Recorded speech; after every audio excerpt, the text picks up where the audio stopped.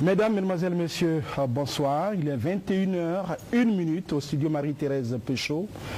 Le moment est historique. Dans 3 jours, les Ivoiriens se rendront aux urnes pour élire le président de la République de Côte d'Ivoire. Face à face, M. Babo Laurent, président sortant, candidat de la majorité présidentielle, LMP, et M. Ouattara Alassane, candidat du Rassemblement des Républicains, RDR, soutenu par le Rassemblement des Oufoutistes pour la démocratie et la paix, le RHDP. Pour la première fois dans l'histoire de notre pays, un débat est organisé entre les candidats retenus pour le second tour de l'élection présidentielle. Monsieur Babo Laurent, bonsoir. Bonsoir. Monsieur Ouattara Alassane, bonsoir. Bonsoir. Je voudrais, au nom de la RTI et du CNCA, vous remercier d'avoir accepté cette invitation. Cette émission radio-télévisée est suivie partout dans le monde, par satellite et par Internet. Elle va durer 2h15. Elle est découpée en 5 thèmes d'inégale durée. La politique nationale en 30 minutes. La défense et la sécurité, 10 minutes. L'économie, 30 minutes. Les questions de société, 30 minutes. La politique étrangère, 10 minutes. Et à la fin de cette émission, vous aurez chacun 3 minutes pour votre conclusion. Les règles du jeu qui ont été établies par le CNCA sont les suivantes. Les mêmes questions seront posées aux 2 candidats. Les candidats n'échangeront pas directement entre eux. Ils peuvent cependant s'interpeller. Le premier à prendre la parole sera le premier à conclure l'émission. La durée du temps de parole accordé à chaque candidat est de 3 minutes, y compris son temps de réplique. L'indication de votre temps de parole est visible sur l'écran qui est juste en face de vous. Les candidats doivent s'abstenir de s'interrompre pendant leurs interventions. Les candidats ne doivent pas tenir des propos susceptibles de nuire au bon déroulement de l'émission. Les candidats doivent respecter durant l'émission les dispositions du code de bonne conduite des partis politiques, des groupements, forces politiques et des candidats aux élections en Côte d'Ivoire, lequel code a été signé le 24 avril 2008. Avant d'entrer dans le vif du sujet, je voudrais vous poser 2 questions. Et conformément au résultat du tirage au sort qui a eu lieu ce matin dans les locaux du CNCA, la première question est posée à M. Ouattara Alassane. Qu'est-ce qui motive votre candidature à l'élection présidentielle? Je vous remercie, mes chers compatriotes. J'ai décidé d'accepter la candidature de mon parti pour rendre service à mon pays. Oui, je considère que la Côte d'Ivoire a besoin de tous ses fils, et surtout en période de crise. Et j'ai une expérience non seulement de la gestion de l'État dans mon pays, également dans la sous-région, mais dans le monde entier. Quand on a des difficultés dans son pays, on doit... Alors, je voudrais ajouter que, évidemment, cette élection est importante. Parce que, d'abord, ce débat que j'ai avec mon frère Laurent Babo, c'est la première fois que nous avons un débat entre 2 candidats, puisqu'il y a un deuxième tour.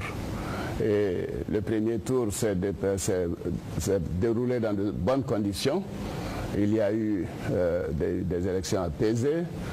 Bien entendu, nous avons déploré quelques irrégularités, mais cela n'entame en rien, je crois, la force de paix de nos compatriotes. Et moi, je voudrais dire à mes compatriotes ce soir que ce débat est une très bonne chose, parce que chacun de nous pourra dire à nos compatriotes ce que nous voulons faire pour la Côte d'Ivoire et pour les Ivoiriens. Et j'ajoute que le taux de participation, qui a été très élevé, 84% littéralement, qui n'a été vu nulle part dans le monde, est vraiment la confirmation du désir de paix par les urnes, par les Ivoiriens. C'est également, à mon sens, un signal d'un besoin de changement par les Ivoiriens. Donc je voudrais dire que je suis heureux de participer à ce débat. Je suis reconnaissant que mes compatriotes me donnent l'opportunité de participer au deuxième tour de l'élection présidentielle. Et je souhaite aussi que ce deuxième tour soit apaisé, les informations que nous avons ici et là sont alarmantes. Mais personnellement, je fais confiance aux Ivoiriens. Je sais qu'au finish, ces élections seront apaisées, comme l'a été le premier tour de l'élection. Je souhaite donc à mon frère que nous ayons un débat courtois, bien sûr, c'est ce que vous avez souhaité, et que nous puissions dire aux Ivoiriens ce que nous proposons pour sortir la Côte d'Ivoire des difficultés. Je vous remercie. Monsieur Laurent Gbagbo. Merci. Et je voudrais aussi remercier le Premier ministre, Alassane Ouattara, pour sa présence. Je tenais à le féliciter. Mais avant de commencer, j'aimerais que toute la Côte d'Ivoire observe une minute de silence en mémoire de toutes les victimes, de toutes ces crises qui ont commencé en 1999 et de tous ceux qui sont morts mutilés. J'aimerais que chacun, dans son foyer, devant son poste de télévision, se lève et observe une minute de silence.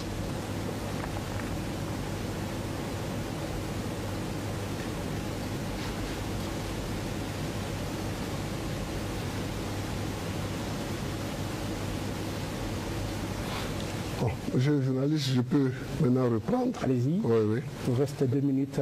Voilà, c'est ça, j'ai vu. Je suis candidat parce que c'est l'aboutissement d'une longue lutte. J'ai commencé à militer quand j'avais 18 ans. J'étais dans les syndicats d'élèves avec les Odori Koudoupol, les Abi Blaise. J'étais dans les syndicats d'étudiants avec les Yégué Madi Alphonse, Evi Bernard. J'étais dans les syndicats d'enseignants du secondaire avec les Angèle Nyonsoa, Guénou Kobina. J'étais dans les syndicats de la recherche. Aujourd'hui, nous avons créé un parti politique, le FPI. Nous nous sommes battus pour que le multipartisme arrive. Il est arrivé. Nous nous sommes battus pour que la démocratie arrive. Elle est arrivée. Nous nous sommes battus pour que l'alternance arrive. Elle est arrivée. Et donc c'est dans la continuation de tout ce combat que je suis candidat. Pour apporter un mieux-être à mes compatriotes, pour mettre surtout définitivement fin à cette crise. Parce que cette élection, elle est importante. Elle est importante. Non pas seulement parce qu'il faudra choisir un président, mais surtout parce qu'il faudra mettre fin définitivement à la succession de coups d'État, à la succession de guerres civiles, à la succession de crises. Donc c'est pourquoi je suis candidat aussi, pour mettre fin à tout ça. Très bien. Alors, le premier tour du scrutin a eu lieu le 31 octobre 2010 dans des conditions jugées satisfaisantes. Comment jugez-vous l'atmosphère du second tour et dans quel état d'esprit vous l'abordez, M. Gbagbo? Mais je suis un peu désolé parce que je vois que des dérapages se dessinent. Aujourd'hui même, à Daloa, la gendarmerie m'a signalé qu'on a arrêté 21 personnes. On a arrêté des camions pleins de cartouches. Et c'est malheureux, on a arrêté des sacs pleins de machettes. Je n'accuse pas quelqu'un encore sur ce point, mais je veux dire que cette atmosphère-là n'est pas bonne. Et j'ai dû prendre des mesures. J'ai dû prendre des mesures et certaines de ces mesures seront annoncées demain. Première mesure, j'ai décidé de réquisitionner les Fancy, qui généralement sont en 3e position pour le maintien de l'ordre. J'ai dû les réquisitionner pour qu'on les déploie pour augmenter le nombre des gendarmes et des policiers qui ont en charge la sécurité ordinaire. Demain, je signerai un autre décret pour instaurer le couvre-feu à partir du dimanche. C'est-à-dire, il faut que les élections aient lieu, mais il faut que, à partir de 22 heures, le temps que les urnes soient revenues, qu'il y ait le couvre-feu pour que les rues soient libres et que les policiers et les gendarmes patrouillent. Donc, pour tout vous dire, j'ai une inquiétude. Quand je regarde l'atmosphère, quand j'écoute certaines personnes parler, j'ai une inquiétude. Mais nous prenons des dispositions et je crois que ça va aller. Mais il faut que les Ivoiriens se rassurent. Nous sommes assez mûrs, tous, nous sommes assez mûrs pour faire en sorte que le dérapage n'ait pas lieu. Ce ne serait pas bon pour la Côte d'Ivoire. Ce serait bon pour aucun des acteurs politiques. Ce serait pas bon pour l'Afrique même. Donc, moi, dans la situation où je suis obligé de prendre des mesures. Je suis obligé de prendre des mesures pour rassurer. Donc, je rassure les Ivoiriens que c'est vrai, il y a beaucoup de bruit. C'est vrai, il y a beaucoup de tintamarre. Mais je vous rassure que toutes les dispositions seront prises pour que nul n'en ignore. Toutes les dispositions seront prises pour que cette élection puisse se terminer avec le sourire aux lèvres. M. Ouattara, oui. La même question. Comment jugez-vous l'atmosphère de ce second tour oui. Et dans quel état d'esprit vous l'abordez? Oui, d'abord, moi, je l'aborde dans un état d'esprit très positif. Je pense que je m'y attendais. Nos compatriotes ont fait preuve de maturité, de sérénité. Le premier tour s'est déroulé dans de bonnes conditions. Et au plus profond de moi-même, je pense que le deuxième tour également va se passer dans de bonnes conditions. Parce que je fais confiance aux Ivoiriens. La Côte d'Ivoire a toujours été un pays de paix, n'eût été ces années de crise que nous avons vécues. Et il faut faire en sorte que nous sortions définitivement de cette crise par des élections apaisées. Alors, cela étant dit, moi, je condamne les violences que nous avons, qui ont été portées à notre connaissance ces derniers jours. Que ce soit à Daloa, Laurent en parlait, que ce soit à Lakota, que ce soit à Abidjan même. Le siège quand même du RHDP a été attaqué. Enfin bref, je ne voudrais pas revenir sur des choses qui peuvent créer de l'animosité. Mais je dis qu'il est important et je regarde tous mes compatriotes droit dans les yeux. Je vais vous dire, chers compatriotes, la violence ne mène nulle part. Donc je demande qu'il soit mis fin à ces violences. Et je considère que des mesures qui sont prises sont bonnes. Bien sûr, je ne souhaite pas que l'armée intervienne à aucun moment, puisque l'élection sera apaisée. Les forces de gendarmerie et de police sont les forces de maintien de l'ordre, et ce sont elles qui doivent assurer la sécurité des Ivoiriens et le faire partout sur le territoire national par rapport aux accords qui ont été mis en place avec le centre de commandement intégré. Alors, Laurent Gbagbo me dit qu'il a décidé d'instaurer un couvre-feu à 22h. Je pense que par courtoisie, Laurent, tu aurais pu me passer un coup de fil. Nous sommes quand même 2 candidats à 3 jours des élections. C'est une question de bonnes relations que nous avons. Bon, on aurait pu en discuter parce que le couvre-feu dramatise les choses. On aura le sentiment qu'il y a péril devant nous. Ce sont des incidents importants, désolables, enfin, que je condamne, mais qui sont localisés. Alors, prendre un couvre-feu pour cela donne un message qu'il y a danger et je n'aimerais pas qu'on ait cette perception. Mais ceci étant, la décision a été prise et je voudrais surtout dire à tous nos compatriotes que ces élections doivent être des élections apaisées. Et moi, je les rassure que j'ai dit à mes militants, aux sympathisants, à tous ceux du RHDP qui me soutiennent, que nous devons aller à des élections apaisées. Pas de violence, ne répondez pas aux provocations. Nous allons aborder véritablement le premier chapitre de cette émission consacrée à la politique nationale pendant 30 minutes. Alors, après 10 années de crise, quel est votre diagnostic du climat socio-politique, des relations intercommunautaires et des rapports entre le citoyen et le pouvoir? C'est M. Ouattara. Oui. Je vous remercie. Ces années de crise ont été terribles pour la Côte d'Ivoire. Et il faut en sortir. Et en sortir par des élections. J'ai personnellement déploré que le pays se soit trouvé dans une situation où la division s'est installée pendant quelque temps. Cette division a créé toutes les crises successives que nous connaissons. Mais ceci étant, je pense que ça c'est du passé. Moi j'aimerais me tourner vers l'avenir. et dire que nous connaissons les causes de cette crise et certaines ont été réparées. Ça a été réparé par nous-mêmes parce que nous avons eu le Forum de réconciliation nationale qui avait pris des décisions importantes. Bon, toutes n'ont pas été appliquées, mais c'était un premier pas. Et ensuite, nous nous sommes réunis entre nous. Nous sommes réunis à l'issue donc des difficultés qui ont conduit à Marcoussis, à Accra et maintenant avec l'accord de Ouagadougou. Alors tout cela fait qu'il y a une évolution positive des relations entre les leaders politiques. Mais c'est aux Ivoiriens que nous devons parler et dire à nos compatriotes que la Côte d'Ivoire est notre patrie à tous. Elle nous est très chère, nous devons tout faire pour la préserver. Et nous devons tout sacrifier pour elle et pour les Ivoiriens.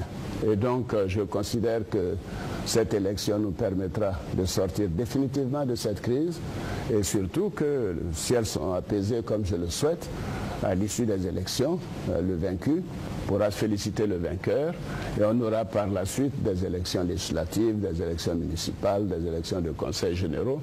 Tout cela va renforcer donc la démocratie.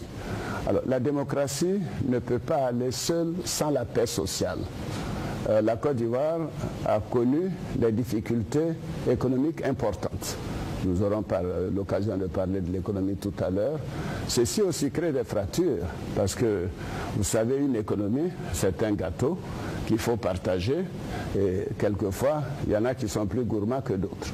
Et l'utilisation donc de ce gâteau pose problème. Alors il faut que la politique économique que nous allons mener soit une politique sociale, une politique qui va tenir compte des plus défavorisés et qui fera en sorte que les ambitions des uns et des autres trouveront donc satisfaction. La cohésion sociale est importante, la gestion économique est importante et la sécurisation du pays également. Nous devons en tirer des leçons pour l'avenir. Je pose la même question à M. Laurent Gbagbo. Oui, merci. Sur le plan national, c'est là qu'il y a la plus grande divergence entre mon frère Alassane et moi-même, entre le Premier ministre Alassane et moi-même. Je voudrais dire qu'il y a eu des moments où il s'est comporté, où sa conduite a été contre la loi. D'abord, en 1999, septembre 1999, il dit « Je frapperai ce pouvoir au moment opportun et il tombera ». Ce n'est pas des phrases à prononcer par un démocrate. Et effectivement, en décembre 1999, le régime du président Bédié s'est écroulé. Revenu donc en décembre en Côte d'Ivoire, le Premier ministre Ouattara dit à Ouguéné le 22 janvier 2000, les Ouattara et les Cissé, j'avais dit que je serais candidat. Malgré les tracasseries, j'ai dit que je maintiendrai ma candidature. Quand ce mandat d'arrêt a été lancé, j'avais dit que je rentrerai avant la fin de l'année. Me voici. Alors j'ai dit que je gagnerai au premier tour et je le ferai. Toujours dans les citations de ce même type, en décembre 2001, le Premier ministre Ouattara qui dit « Nous n'attendrons pas 5 ans pour aller aux élections ». Or, la durée du mandat, c'est de 5 ans. En août 2002, je rendrai le pays ingouvernable. S'ils veulent, on va tout Niagami. Ah bon? Oui, oui, c'est une All Africa. Alors, ce sont des citations du Premier ministre. Et ça ne me plaît pas. Ça ne me plaît pas, non pas à Gbagbo, mais ça ne me plaît pas pour la paix et la sécurité. Il a dit tout à l'heure, il a dit juste, on ne peut pas faire une économie prospère s'il n'y a pas la paix, s'il n'y a pas la stabilité, s'il n'y a pas la tranquillité. Mais des phrases de ce genre amènent l'instabilité, amènent les coups d'État et vraiment je le rends responsable pour ce qui est arrivé à partir de 1999 jusqu'à aujourd'hui. Voilà ce que je voulais dire sur ce point-là, pour expliquer la situation nationale que nous avons connue. 11 ans de turbulence, c'est trop. Il faut arrêter. Très bien. Alors, le pays, nous le savons, est en crise. Nous sommes en train de sortir de la crise. M. Ouattara a fait une analyse. Vous également, dans cette émission, nous espérons que vous aurez l'occasion de nous dire quelles sont vos recettes pour que véritablement la Côte d'Ivoire aille définitivement à la paix. Le 28 novembre, M. Laurent Gbagbo, M. Ouattara, l'un de vous sera élu président de la République pour 5 ans. Quelle est votre conception de l'État et du pouvoir? Vous d'abord, M. Laurent Gbagbo. Nous avons hérité d'un État fort. Nous avons hérité d'un État fort. Mais qui évidemment était appuyé sur le parti unique que je condamne. Et je ne veux pas revenir. Parce qu'il me semble que souvent, certains Ivoiriens font comme si le parti unique c'était le paradis. Ce n'était pas le paradis, le parti unique. Mais nous avons une constitution, c'est un régime présidentiel. Au moment de la discussion de cette constitution, sous la transition, mes amis et moi, nous avions proposé un régime parlementaire. Mais nous avions été battus.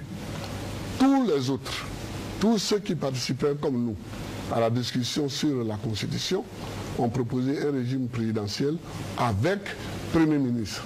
Avec un Premier ministre qui était véritablement l'animateur de l'équipe gouvernementale. C'est ce que nous avons adopté.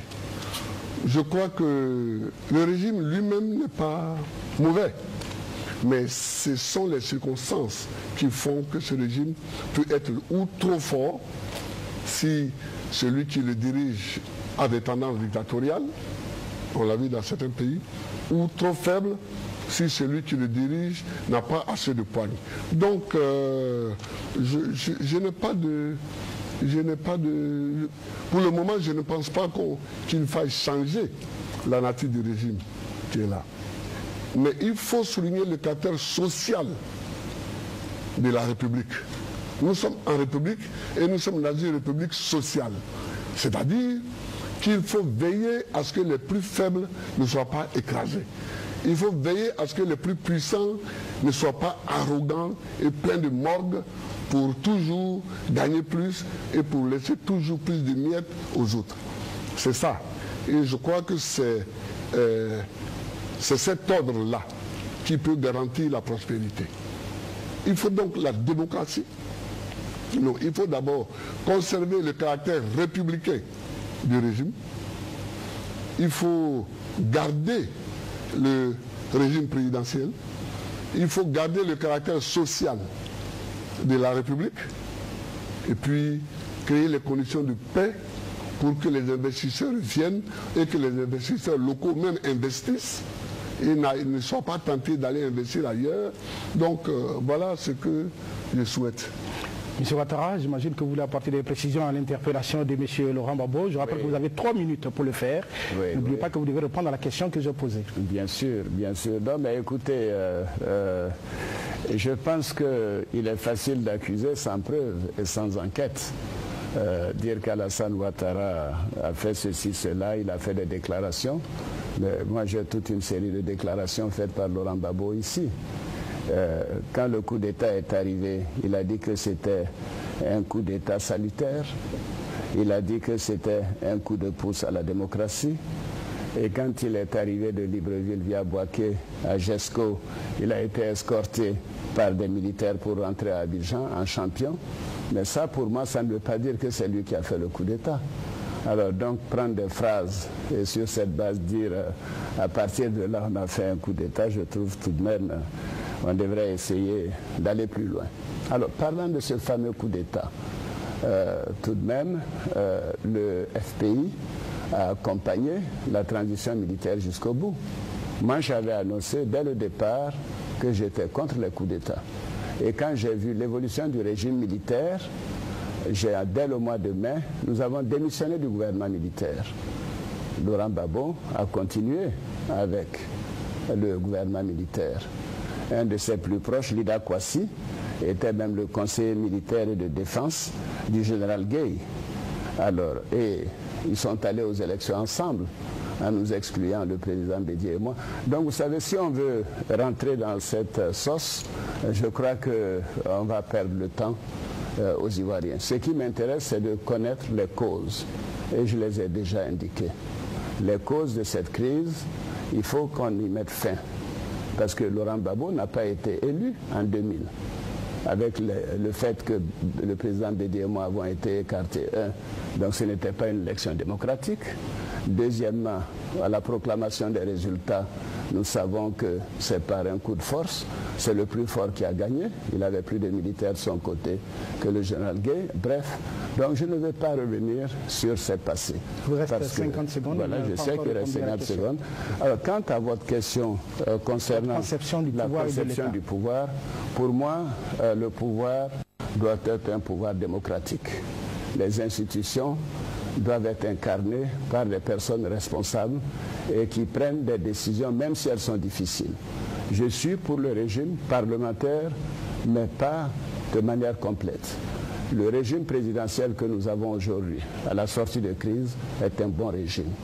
Je proposerai des modifications en temps opportun pour créer un Sénat, pour que la magistrature soit présidée par les magistrats. Je veux la séparation des pouvoirs, un pouvoir exécutif, un pouvoir législatif, un pouvoir judiciaire. J'aurai l'occasion d'en parler. Très bien, vous pouvez continuer parce que c'est votre tour de parole encore. Vous avez déjà anticipé sur la prochaine question, les réformes institutionnelles, constitutionnelles, si vous êtes élu. Voilà. Est-ce que vous pouvez nous développer cette idée? Vous avez 3 minutes. Oui, écoutez, je trouve que quand un pays sort de crise, c'est mon expérience de la gestion que j'ai eue ailleurs sur les questions de crise. Je m'occupais des pays comme le Kosovo et autres quand il y a eu ces grandes crises. Et il faut un régime fort au départ. Donc le régime présidentiel, nous devons le maintenir pour une partie de la durée du mandat. À partir de là, il faut des accommodations. Peut-être il faut une assemblée qui ait plus de pouvoir. Parce qu'aujourd'hui, l'assemblée n'a quasiment aucun pouvoir. Le Premier ministre, par exemple, est nommé par le chef de l'État et par la volonté du chef de l'État. Et il peut être à tout moment démis de ses fonctions.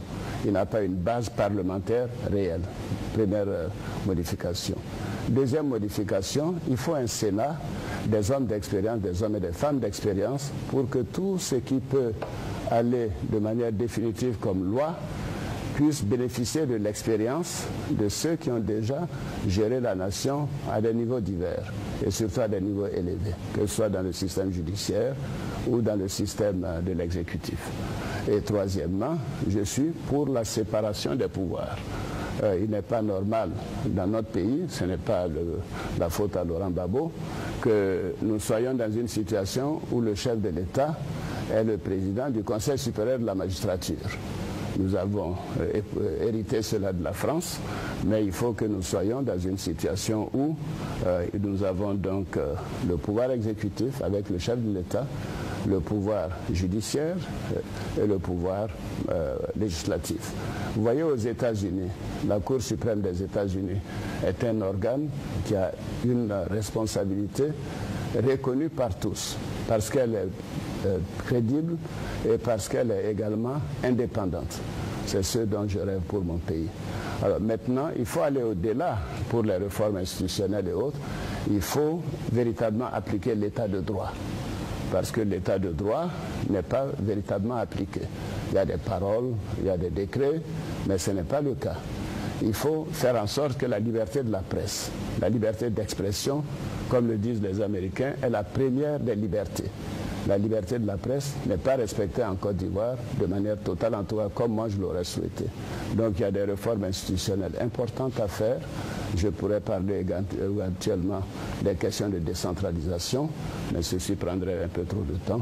Donc je vais vous dire que des réformes profondes sont nécessaires.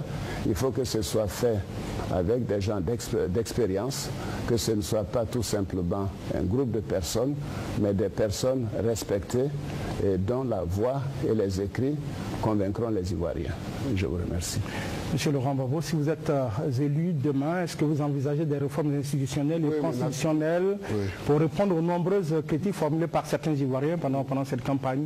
Naturellement, je vais répondre, mais je vais d'abord soulever un pan dans ce qui... C'est dans vos 3 minutes. Il a dit que Laurent Gbagbo n'a pas été élu en 2000.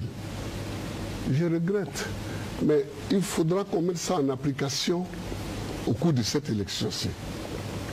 Il ne faut pas que un candidat se proclame vainqueur. Les résultats sont une mission électorale.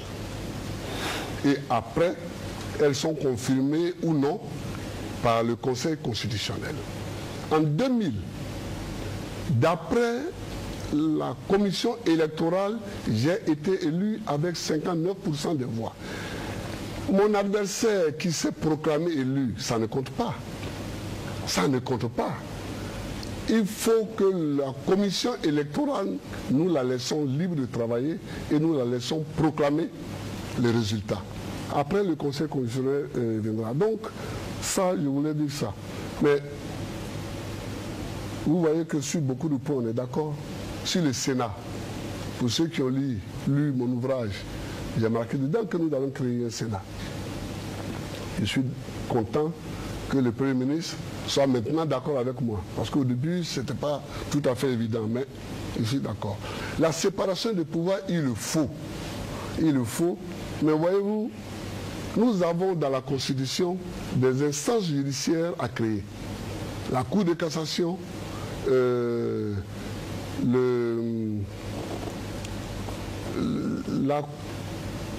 nous avons quelques institutions, la Haute Cour de justice, qui n'ont pas été créées, faute de majorité qualifiée à l'Assemblée nationale.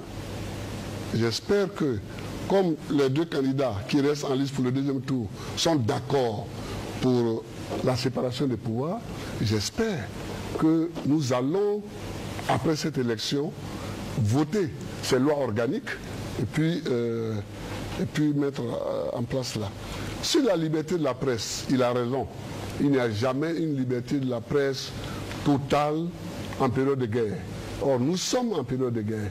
Et ces élections sont faites pour nous sortir de la guerre. Mais, quand même, contrairement à tous les autres États africains, j'ai pris une loi interdisant aux magistrats de condamner les journalistes à une peine privative de liberté. Ça, quand même, c'est une chose qu'on doit me connaître. Et j'attendais de la part du Premier ministre qu'il reconnaisse cela au moins, parce que c'est un fait évident, avéré. Il ne l'a pas fait, je le regrette, mais bon. Il vous reste voilà. 4 secondes. Oui. Donc, j'ai été élu selon... Très bien.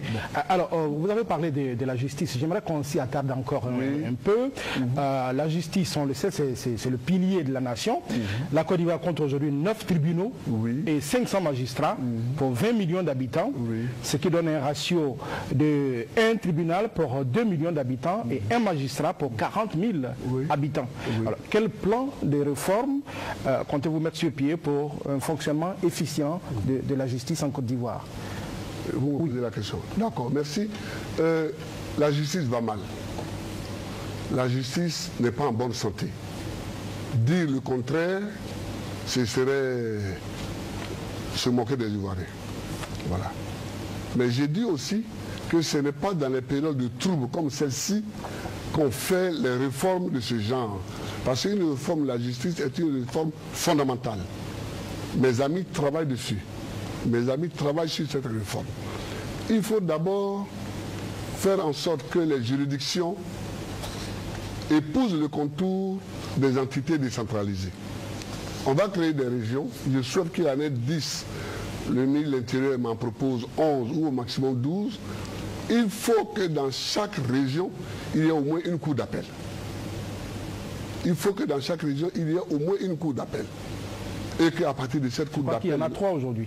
Hein? Oui, il n'y en a que 3. Mais il faut faire en sorte que dans chaque région, il y ait une cour d'appel. Le Premier ministre a dit une chose qui est juste.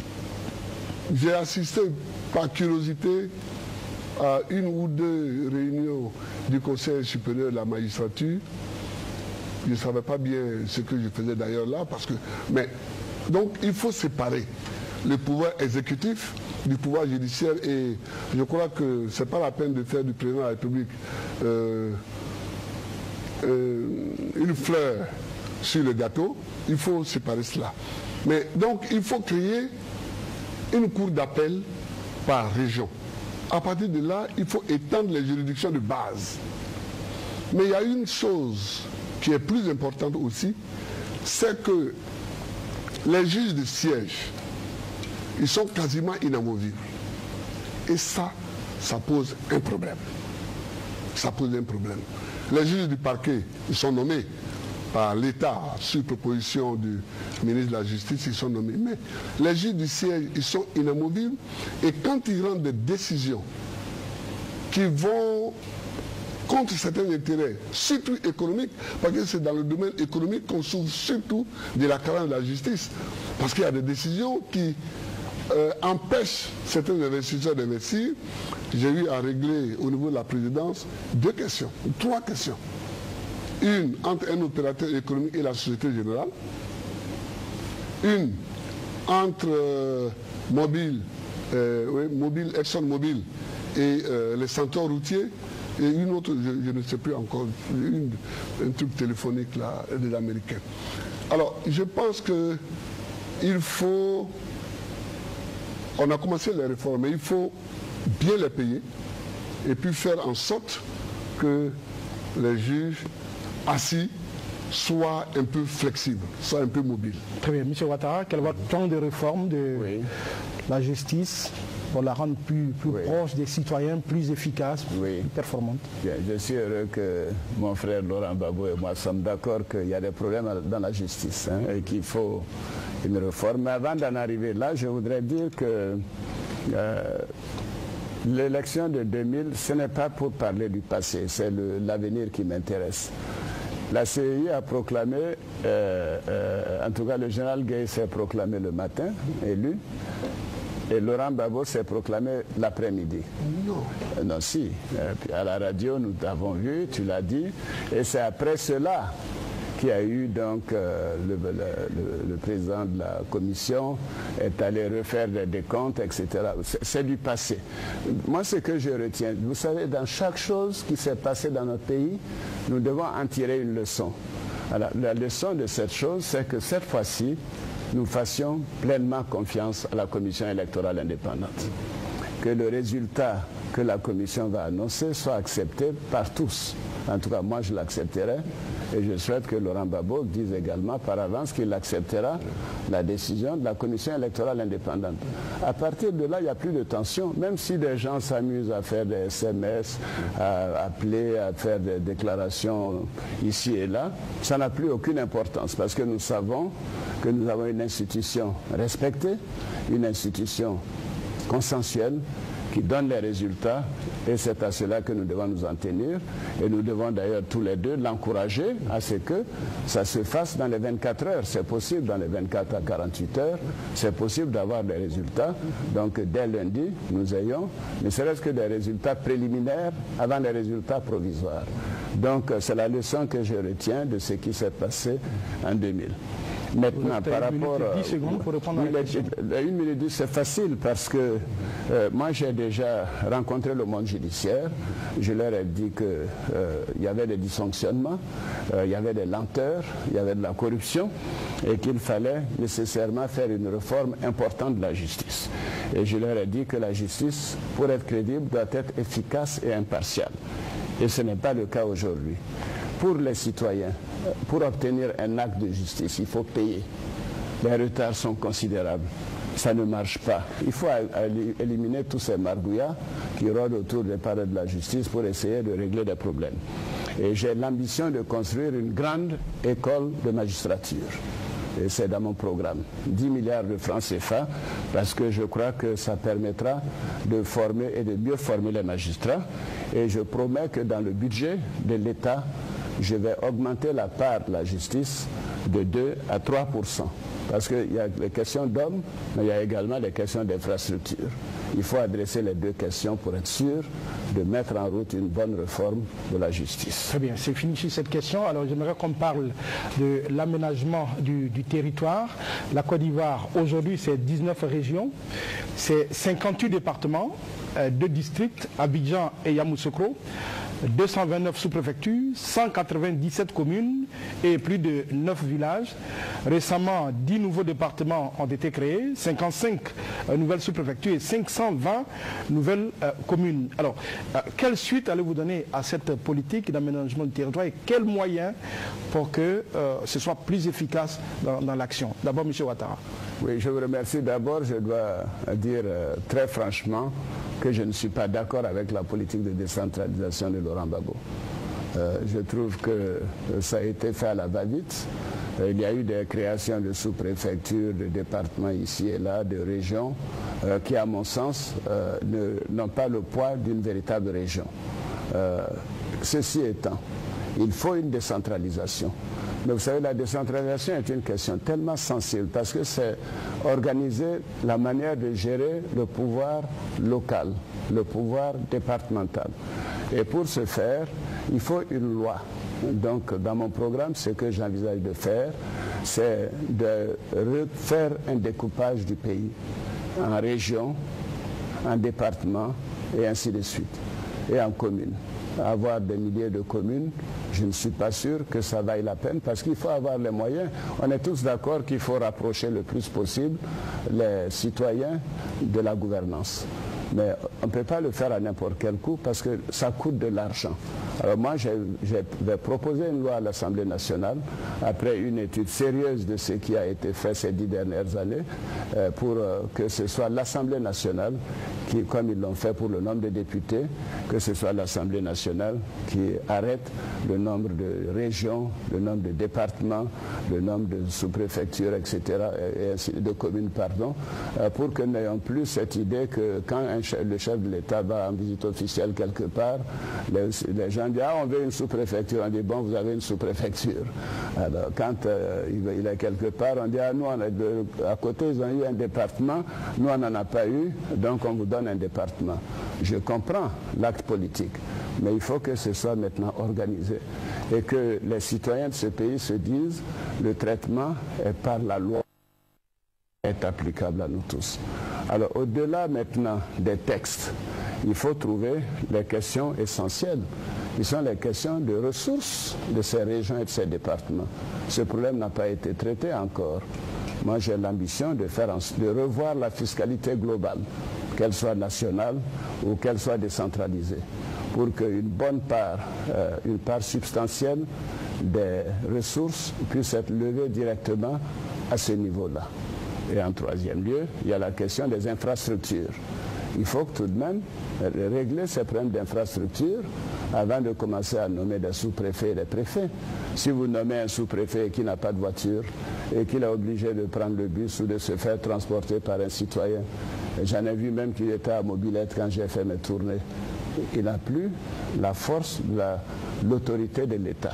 Donc voici quelques suggestions que j'envisage de faire, mais c'est une loi qui va régler ce problème pour l'avenir. Je pose la même question à M. Laurent Gbagbo. Oui, merci. Merci. Mais on va finir définitivement avec les élections de 2000. Parce que le Premier ministre a dit une chose qui n'est pas vraie. Il a dit que le président Gueye s'est proclamé élu le matin et moi je me suis proclamé élu l'après-midi. Ce n'est pas vrai. Ce n'est pas vrai. Le général Gueye s'est proclamé élu et les gens sont descendus dans la rue.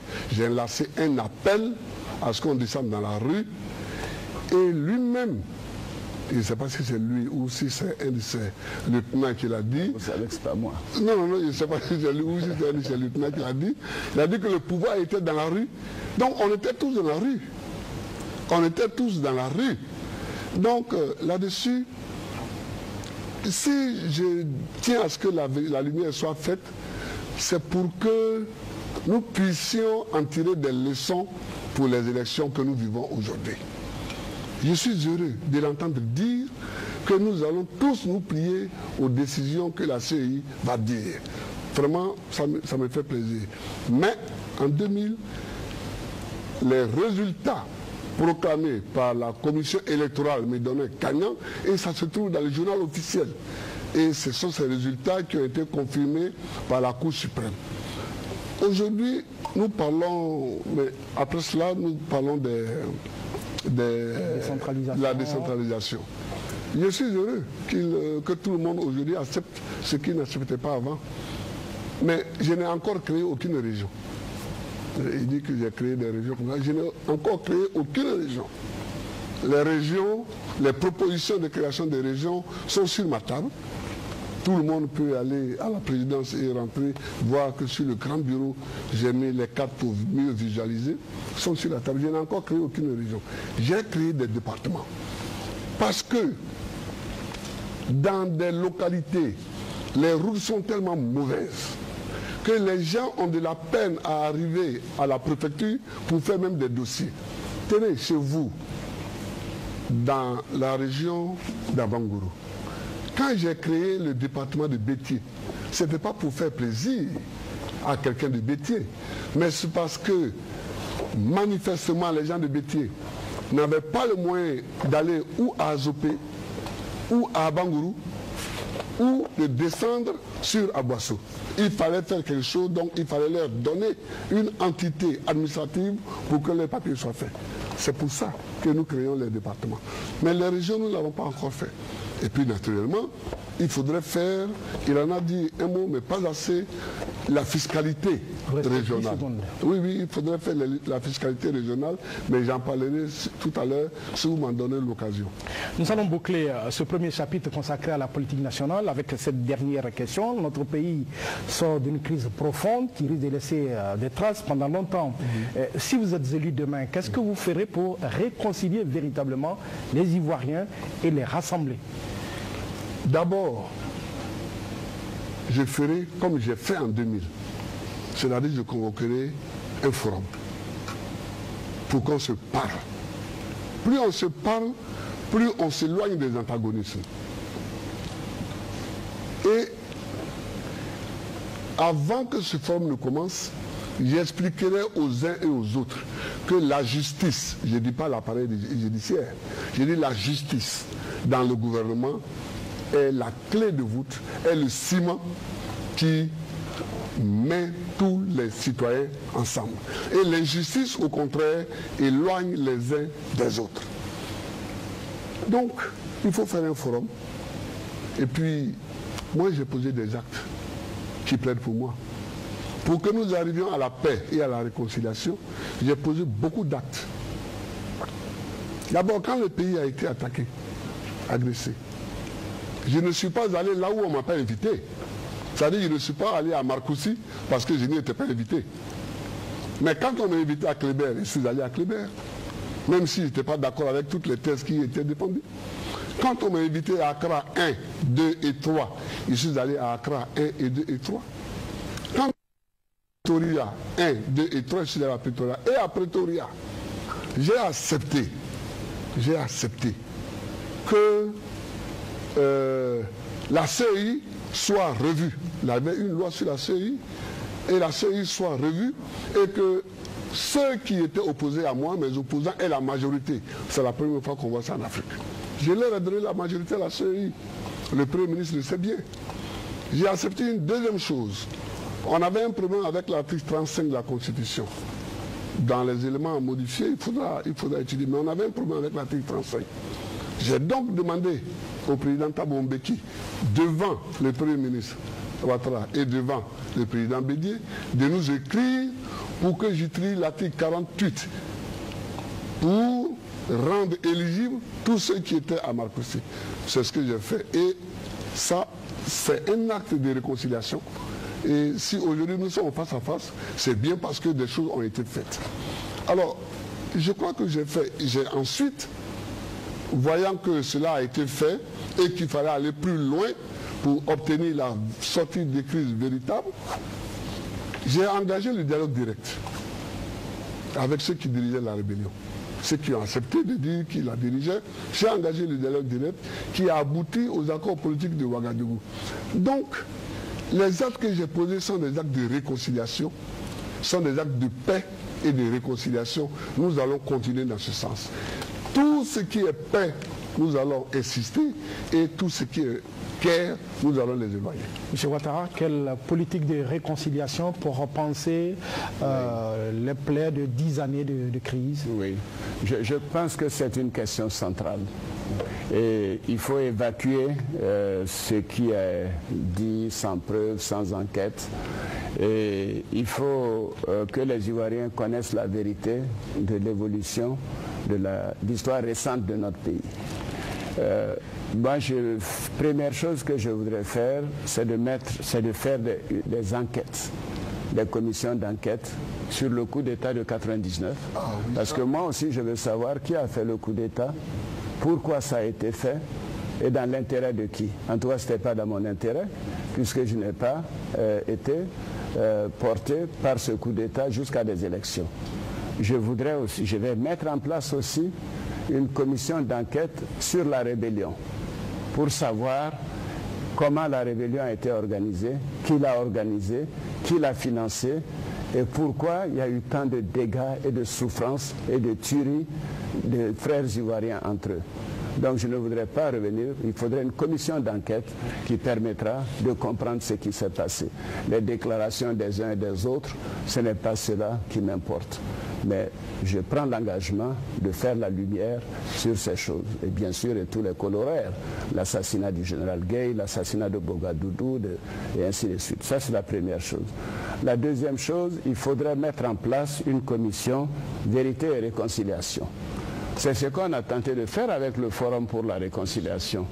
Mais malheureusement, les résultats n'ont pas été tout appliqués, ou ça a pris du temps. Alors cette fois-ci, il faudrait non seulement que la commission vérité et réconciliation donne les mesures à prendre, mais également donne un chronogramme des mesures à appliquer. Et comme ça, il n'y aura plus de faux fuyants. On saura ce qu'on a décidé tous ensemble. On prendra l'engagement de l'appliquer. Et l'Assemblée nationale, s'il s'agit d'une loi d'amnistie, par exemple, pour un certain nombre de délits, que l'Assemblée nationale vote une nouvelle loi d'amnistie et ainsi de suite. S'il s'agit d'indemniser les victimes, les parents des victimes, les enfants des victimes, il faut le faire également. Et bien entendu, on ne peut pas payer la souffrance des uns et des autres. Quand des gens ont été mutilés, excusez-moi, des femmes ont été violées, tout ça a été horrible. Donc, je ne voudrais pas revenir sur les douleurs de nos concitoyens. Mais concernant les actes qui ont été posés par Laurent Gbagbo, c'était bien qu'on ait eu ces discussions. Mais pourquoi nous avons tardé ça pour avoir des élections? Parce qu'il n'y a pas eu d'application effective et rapide de toutes ces décisions. Peut-être que nous aurons l'occasion d'en parler. Parce que Marcoussis, Accra, Pretoria, enfin l'accord de Ouaga, ça fait quand même 5 ans. J'ai encore 2 secondes. Voilà, je vous remercie. Je voudrais qu'on aborde maintenant la deuxième partie de cette émission consacrée à la défense et à la sécurité. Alors, l'accord politique de Ouagadougou préconise la formation d'une nouvelle armée. Quelle sera sa configuration et de quels moyens disposera cette armée pour la défense du pays? C'est M. Ouattara. Oui, écoutez, l'accord de Ouaga fait, je trouve, des suggestions importantes et intéressantes par rapport à la formalisation de cadres pour que nous ayons une armée unifiée à l'issue donc de ces élections. Il y a déjà un premier pas, moi je m'en félicite, j'en félicite d'ailleurs le Premier ministre Soro également, avec qui Laurent Gbagbo a signé ces accords. Mais ceci étant, il y a tout de même des questions fondamentales à régler. Il y a tous ces jeunes gens qui de part et d'autre ont été utilisés, que ce soit au niveau des donc les miliciens qui sont là, qui ont quelquefois des fusils, des kalachnikovs qui se promènent et qui font du brigandage ici et là. Il faut tenir compte de leur avenir. La démobilisation ne suffit pas. Donc il faudrait, et nous aurons l'occasion d'en parler sur le plan économique, il faudra mettre en place un programme économique qui permettrait une croissance très forte et une absorption du chômage, y compris de ces jeunes qui ont fait du tort à la nation. Mais en fait, ils ont été manipulés, ou ils ont pris des décisions de leur propre chef. Et à partir de là, j'estime qu'il faut une grande réforme de la défense et de la sécurité. J'ai une ambition pour cela parce que tout le monde se plaint de ce qui se passe actuellement. Les promotions dans l'armée, les gens considèrent, je ne suis pas militaire, mais ce que j'ai dit dans la presse, qu'il y a du favoritisme et que quelquefois ça va trop vite et que la compétence n'est pas prise en compte. Il faut que les militaires eux-mêmes s'asseyent et définissent la loi donc, de promotion. En tout cas, de mon temps, c'est ce qui se faisait, parce que c'est le chef d'état-major Gueye qui faisait les promotions au ministre de la Défense, et le ministre de la Défense, Léon Konan Kofi, venait me voir et disait, voici, telle personne a fait tant d'années, il doit aller donc dans tel grade, etc. Et je disais, bon, allons-y voir le président Oufoué qui donnait son accord, et il n'y avait pas de problème. Alors, il faut également régler les problèmes de sécurité. Il y a tout de même toute une liste de maisons de sécurité attribuées à tel ou tel. Certains ont des fusils, d'autres n'en ont pas. Et la ville d'Abidjan est devenue maintenant un nid où n'importe qui peut se procurer des armes. Donc il y a un travail de réforme, de refonte. Et j'envisage de faire en sorte que ce domaine soit un domaine prioritaire parce qu'à l'issue de la guerre, il faut s'assurer que l'armée est forte, c'est vrai, mais l'armée est faite pour défendre nos frontières. Mais il faut s'assurer qu'au niveau de l'intérieur, la sécurité qui sera organisée par la police et la gendarmerie également ait les moyens et soit mieux organisée que maintenant. On va parler de l'intérieur tout à l'heure, M. Laurent Gbagbo, sur la configuration de la nouvelle armée, les moyens. Ça, on va en parler. Mais je voudrais rebondir sur une question qu'il a soulevée tout à l'heure en disant que c'est parce que les décisions n'ont pas été vite appliquées qu'on a eu des retards dans l'organisation des élections. Ce n'est pas vrai. On ne peut pas, dans notre constitution, organiser les élections quand le pays est coupé. C'est ça qui a fait qu'on n'a pas eu les élections en 2005. Seydou Diarra était Premier ministre. Nous avons bien fixé en 2005 une date. Mais on ne pouvait pas organiser les élections. Et quand nous avons pris les décisions pour que tous ceux de Marcoussis, tous ceux qui étaient à Marcoussis soient candidats, on n'a pas réussi à faire en sorte que le pays se retrouve. Il a fallu engager les discussions pour l'accord de Ouagadougou. Et c'est après seulement les décisions sur l'accord de Ouagadougou et la nomination de Soro Guillaume comme Premier ministre qu'on a commencé à faire tomber toutes les barrières, soit avec le nord, soit avec le centre, soit avec l'ouest, etc. Donc ça, c'est une vérité qu'il est bon de dire. Moi, j'ai préparé une loi de programmation militaire. Une loi de programmation militaire qui va faire en sorte que l'armée construise une vraie armée puissante. Parce qu'il ne faut pas fermer les yeux sur une réalité. La Côte d'Ivoire est la première puissance économique de l'UEMOA. Elle est la deuxième puissance économique de la CEDEAO. Or, nous n'avons pas, jusqu'à présent, une armée à la dimension de notre force économique. Or, regardez dans le monde, tous les pays qui sont puissants, qui sont développés, ont une armée qui est à la dimension de leur économie. C'est ça qu'il faut faire. Et puis, il faut... Donc, ça, c'est pour ça qu'il faut une loi de programmation militaire. Cette loi que j'avais préparée en 2002 est maintenant un peu dépassée. Il faut la reprendre. Et puis, il faut regarder le dispositif militaire sur l'ensemble du pays. Vous dire qu'on reparle là de la gendarmerie et de la police, mais c'est ça, fondamentalement.